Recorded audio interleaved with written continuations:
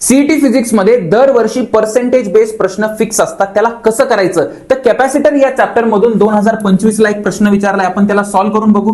So charge on capacitor ते म्हणतायत की 3 कुलमनी वाढला आणि एनर्जी स्टोर्ड ही वाढलेली आहे 21% आणि त्यांनी ओरिजिनल चार्ज विचारलाय. याला अप्रोच कसं करायचं, सगळ्यात पहिले आपण एनर्जीचा फॉर्म्युला लिहू, E is equal to Q square upon 2C.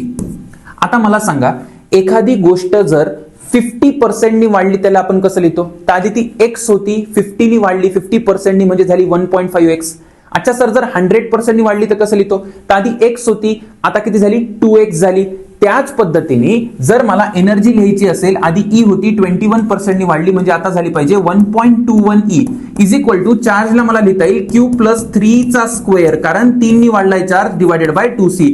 ही माझ्याकडे इक्वेशन नंबर 1, ही इक्वेशन नंबर 2. आता जर मी 2 डिवाइडेड बाय 1 केलं तर E आणि E कॅन्सल होऊन जाईल, म्हणजे इथे मला येणार आहे 1.21 is equal to 2C cancel झाला, Q प्लस 3 चा स्क्वेअर अपॉन Q चा स्क्वेअर. दोन्ही साइडला रूट घे, 1.21 चा रूट येतो बेटा 1.1 is equal to Q plus 3 upon Q. याला जर तुम्ही सॉल्व्ह केलं, एकदम सोपं आहे, आन्सर येऊन जाईल 30 कुलम.